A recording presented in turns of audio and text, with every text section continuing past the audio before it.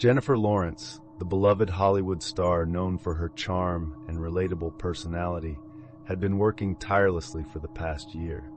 Between shooting for her upcoming thriller and promoting her recent film, she hadn't had a moment to herself. When her manager suggested a secluded weekend retreat in a remote cabin nestled deep in the woods of Vermont, Jennifer eagerly agreed. The thought of escaping the constant buzz of Hollywood was refreshing. Arriving late on a Friday evening, Jennifer drove her black SUV through winding roads flanked by dense trees. The air was crisp, the sky clear, with a canopy of stars twinkling above. The cabin was charming, built from rustic logs with a stone chimney. It was the perfect hideaway. Her first night was peaceful. She curled up on a couch with a book, sipping hot cocoa by the crackling fireplace. The silence of the woods was comforting, a stark contrast to the constant chatter and cameras she was used to. However, the serenity didn't last long. Day 2. Strange occurrences. Jennifer awoke to an eerie stillness. It was unusually quiet, even for a remote cabin in the woods. No birds chirped, no rustling leaves. She shook off the unease and decided to go for a morning hike.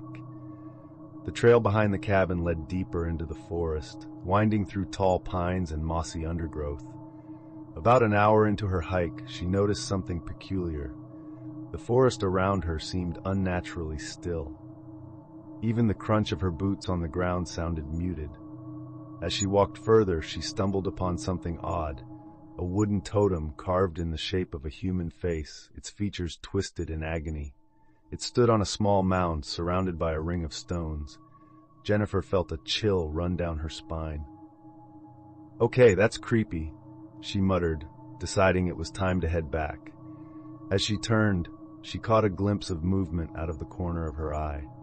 She froze, her heart pounding. But when she looked again, there was nothing there. Brushing it off as her imagination, she quickened her pace and returned to the cabin. Nightfall, the first sign.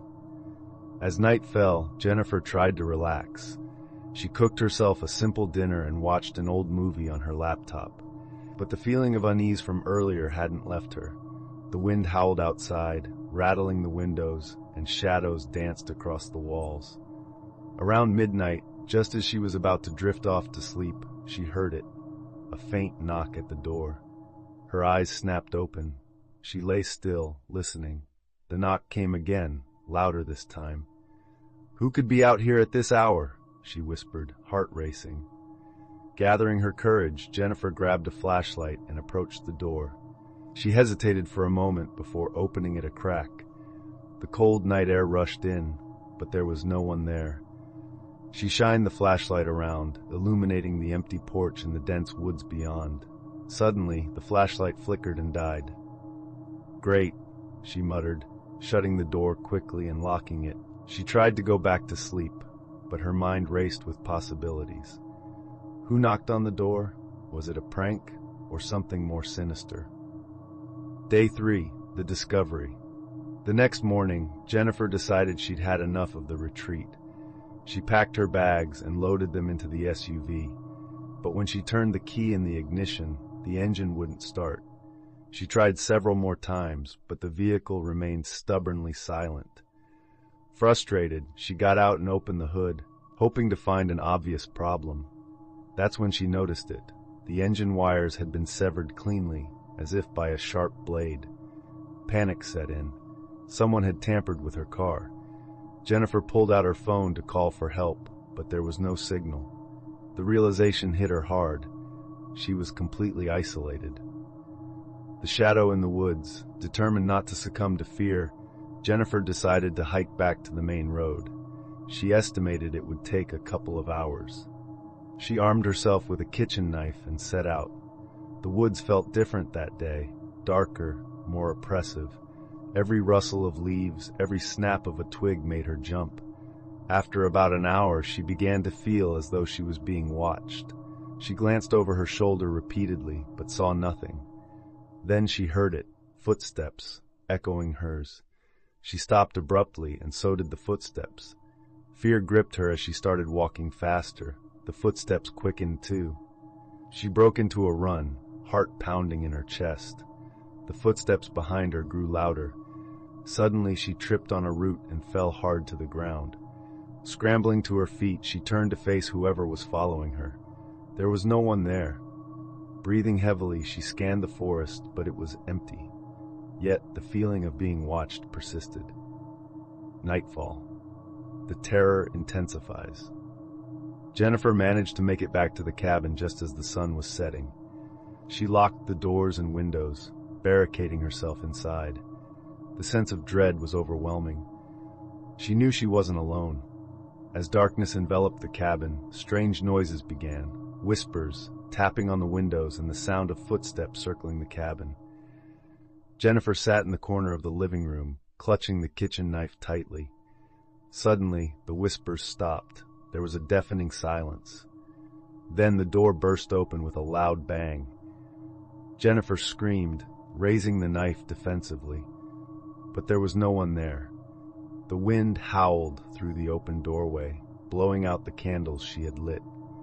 In the dim light, she saw it, a figure standing at the edge of the forest, just beyond the porch. It was tall, shrouded in darkness, with glowing red eyes that pierced the night.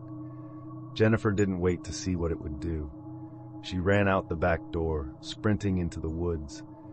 Branches scratched her skin as she fled blindly, the sound of footsteps pursuing her. The final encounter. After what felt like an eternity, Jennifer stumbled into a clearing. In the center stood another totem, identical to the one she had seen earlier. But this time, there was something different. A name was carved into the wood. Jennifer Lawrence. Terror seized her. How did it know her name? A sudden gust of wind extinguished the moonlight, plunging the clearing into darkness. Jennifer felt a presence behind her. She turned slowly, knife in hand, ready to fight. But there was nothing there, or so she thought. The red-eyed figure emerged from the shadows, advancing slowly. Jennifer backed away, heart racing. Just as it reached out a hand toward her, a blinding light flooded the clearing. She shielded her eyes, and when she looked again, the figure was gone. In its place stood a group of park rangers. "Ma'am, are you okay?" one of them asked, concern etched on his face. Jennifer nodded, too shaken to speak. The rangers escorted her back to safety, and by morning she was on her way back to Hollywood. Epilogue. Weeks later, Jennifer tried to put the experience behind her. But the nightmares persisted. Every night she dreamed of the totems, the red-eyed figure, and the whispers in the dark. One day, while scrolling through her phone, she received a message from an unknown number. It contained only 3 words: "We are watching." Jennifer stared at the screen, heart pounding. She looked around her luxurious home, but everything seemed normal.